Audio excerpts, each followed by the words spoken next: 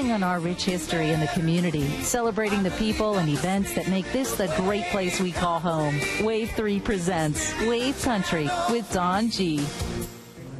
And if you know the spirit of wave country like I do, it is big and wonderful. But today, wave country with Dawne Gee has gone to the dogs, and I love it. Rudy Green's Doggy Cuisine. If you don't know about it, well, you're going to hear about it today, and we want you to share the story. And then Joy to the Wolf had a chance to share that story last year. It actually went national, what we were doing here in wave country and the Kentucky Humane Society. There are babies here. We have heard them barking. I'm sure there's probably some back there meowing too. So that's what we're doing today on Wave Country. It has gone to the four-legged, and I hope you sit back and enjoy us. Now you may say, Rudy Green's.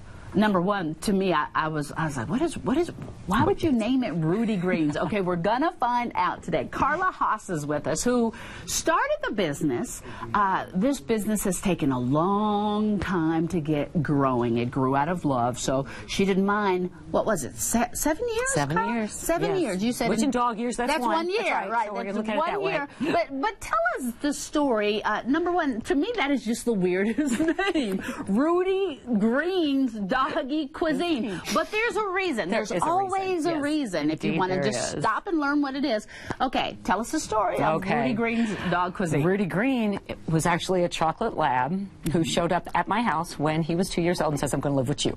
Yeah. Well, at the time, I had 5 or 6 other foster dogs, and he was a purebred chocolate lab. I said, I'll find you a home. So went to place Rudy in different homes, and he would sabotage every adoptive family that we encountered. He knew he picked me. So Rudy ended up staying with me. Long story short, at age 14, he developed a bleeding ulcer because we switched his arthritis medication. Oh. Nearly killed him. And my vet said, Karla, he's not going to make it. Take him home and cook for him, and you might buy him a week, but don't count on it. He can't eat dog food.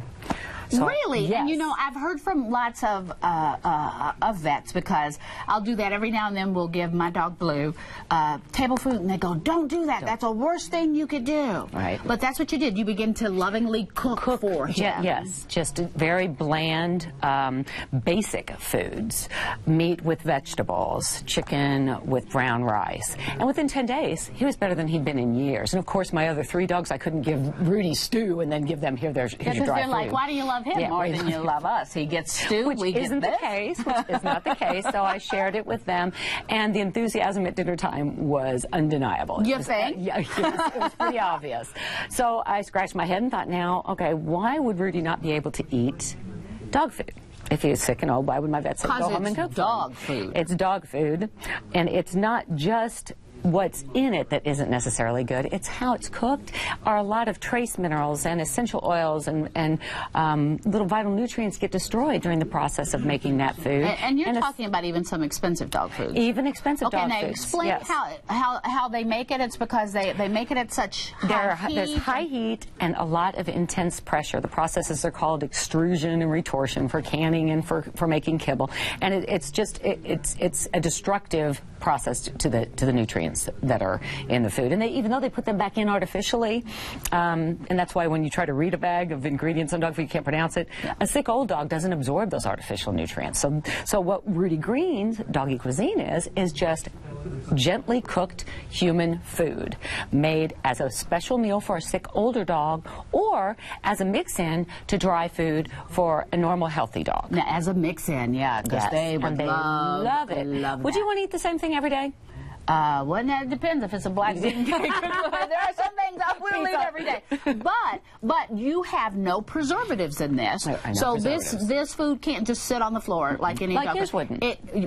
Exactly. It has to go into the refrigerator. Yes, and our product is sold frozen and stored in the refrigerator. And just like regular food that that you eat and you and I eat, it's good for 4 or 5 days in the fridge. Right. And again, and this makes sense to me, because for people who look at me and you don't give your dog table food, you were saying dogs have been here for hanging out with us for 10,000 years. Okay. As pets. There's no kibble trees out there. What were they eating before 1950?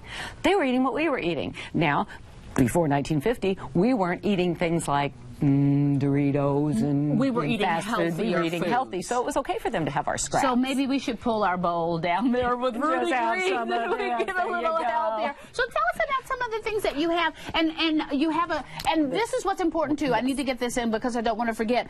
What is it? 5% of all of your proceeds go back to helping go back to shelter dogs on Christmas, and I know on Thanksgiving. You literally take the foods, your Rudy Green, and you go into the shelters and you feed the dogs and the cats because you want it to be special for them. Have a special meal. Everybody should have a special meal at the holidays, and we serve the holiday buffet to those shelter animals, which is our yes, we do, which is our variety that is a replica of everything that would be on your plate for Thanksgiving. It's turkey, sweet potatoes. Cooked for the dogs, so that it's without the things that are bad for them. Yes, and only with things that are good for them. Yes, and we do feed the shelter animals that. We donate 5% of our sales to a shelter or animal welfare group in every market that we serve, which now you just went to Atlanta. Just went to Atlanta. That's what yes.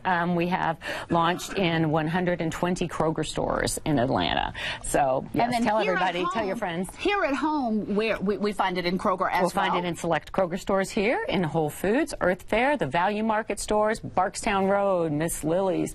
There are several small boutique stores that carry it too, in Cincinnati all the way down to Nashville, now to Atlanta. Or if there's a store you shop in, go in and ask them. For it. Yeah, and maybe they'll be able to carry it. And the tree that you have here. This is a wishing tree. I'm still very active, and our company supports rescue organizations. And this tree is called a wishing tree, and they benefit Animal House and Metro Animal Services this year. And this is the first year that we've done this.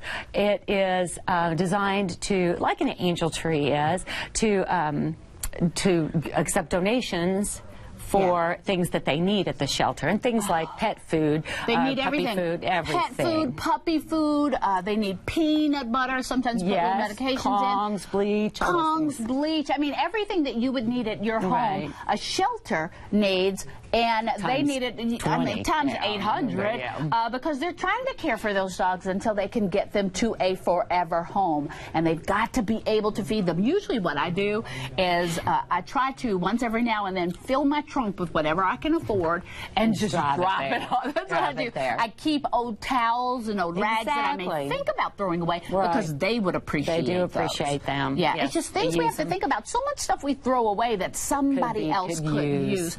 So true, Dawn. I don't want to miss anything. Are we missing anything when we talk about this? I would love to thank the businesses that have helped us launch this. Like I said, this is the first year, so we have a few local businesses that have been willing to put the trees in, and those would be Sister Bean's Coffee, Barber Lane Animal Hospital, and Iroquois Animal Hospital, the Comfy Cow, and Barkstown Road, and Brown Brothers Cadillac, and all these places have And these if we trees. go there, we can find the tree, and we can find a way to help an animal. An animal, exactly. Who, like Rudy Green, has not found where he or she is supposed to be yet. All right, I appreciate that. My Blue is just now finding that he can be picky if he wants to, so we're going to try the Rudy Greens and see if he likes it. They have treats. They have foods that you can mix in with your other food if you'd like to, or especially if you have an older dog. My first dog lived to be 16 years old. Oh, that's wonderful. That is a blessing. That is a blessing. So you see the foods there. And again, it is Rudy Green's Doggy Cuisine. And we thank you for giving back. Thank you. We appreciate you for giving back. So Karla Haas. All right.